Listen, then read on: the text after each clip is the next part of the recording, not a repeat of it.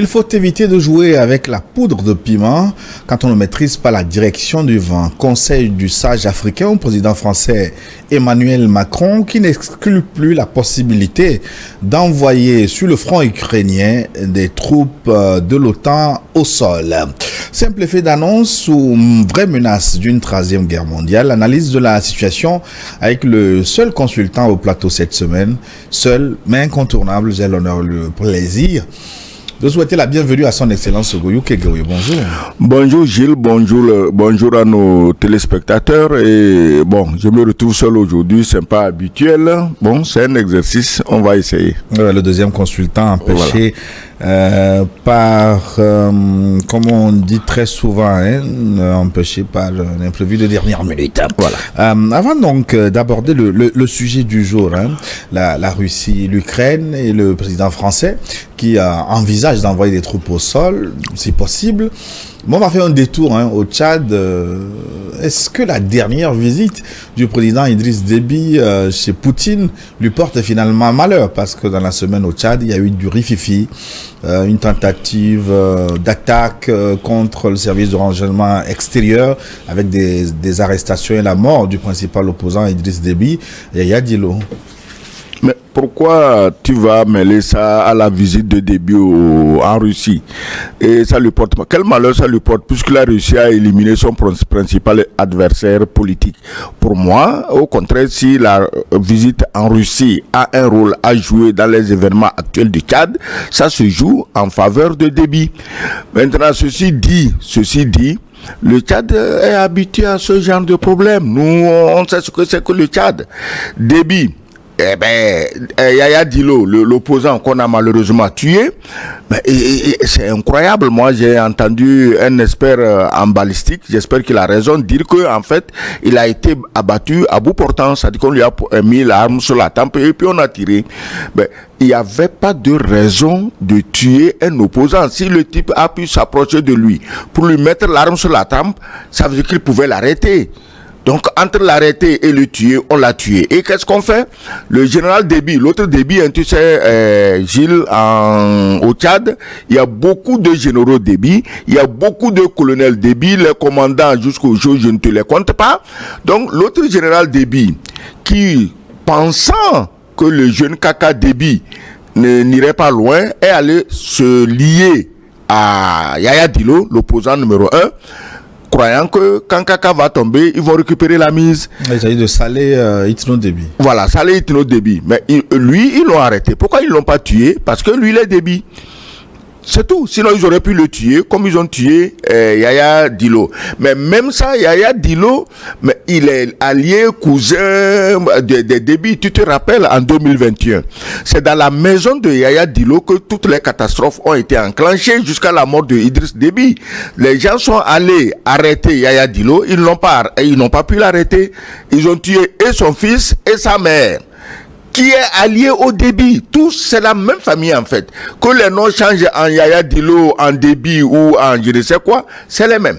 Donc, quand on a tué la vieille, la maman de Yaya Dillo, naturellement, il s'est organisé avec ses alliés pour se venger, et on a vu, nous tous, ce qui s'est passé avec Idriss Déby au front, qui était allé soi-disant au front, où naturellement, les mélangeurs professionnels des problèmes en Afrique, je nomme les Français, on l'a mélangé, va au front, ça chauffe, les opposants arrivent à N'Djamena, et comme par miracle, dès que Déby est mort, il n'y a plus d'opposants qui arrivent à N'Djamena.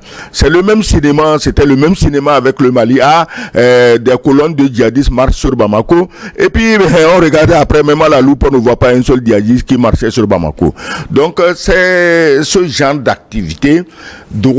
Ces activités doivent être certainement encouragées de l'extérieur, mais si quelqu'un encourage, continue l'opposant Yaya Dillo, ça ne doit pas être les Russes. Donc il ne faut pas lier la visite, les événements de N'Djamena à la visite de Mahamat Kaka Déby en Russie.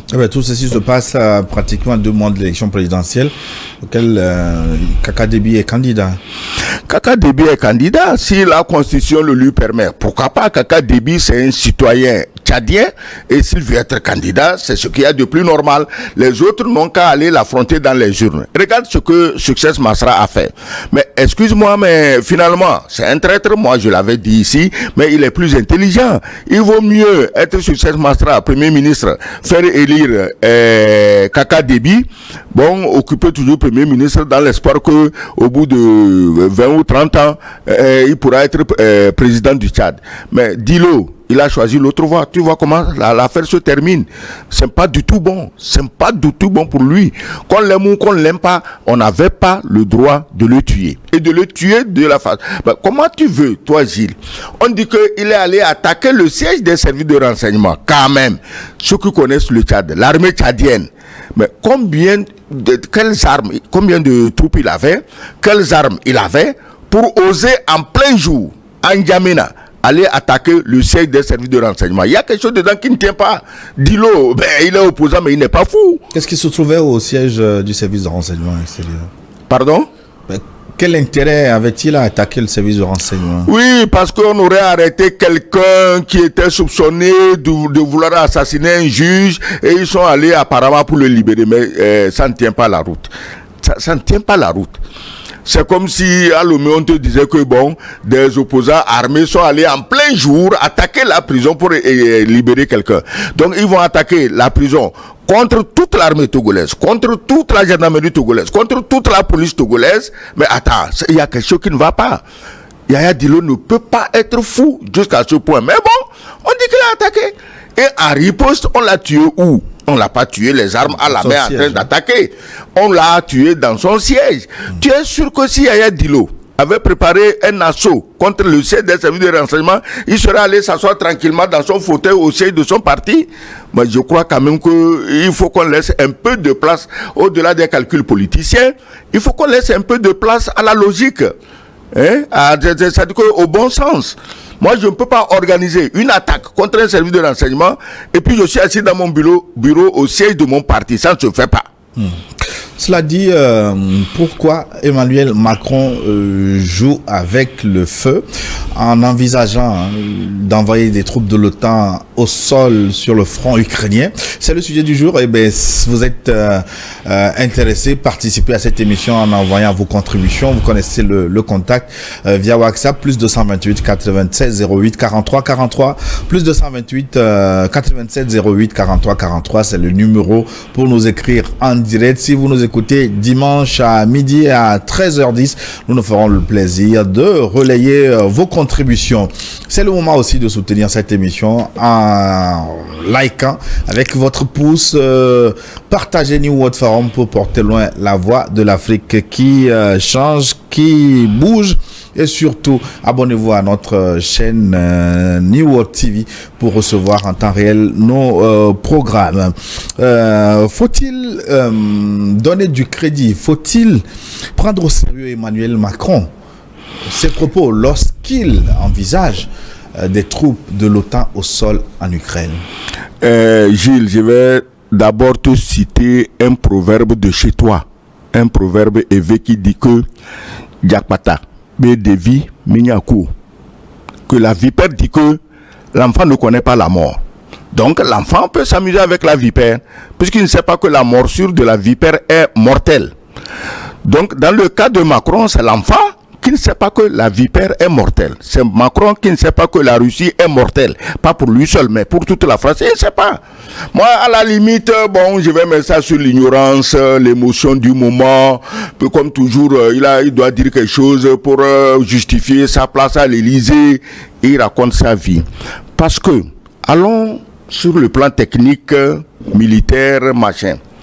L'armée française, c'est combien d'hommes? C'est à peine 250, mais extrapolons, disons 300 000 hommes. Le nombre de chars français, c'est combien? Le nombre d'avions de chasse, c'est combien? Même si Macron disait qu'il transfère toute l'armée française en Ukraine pour combattre les Russes,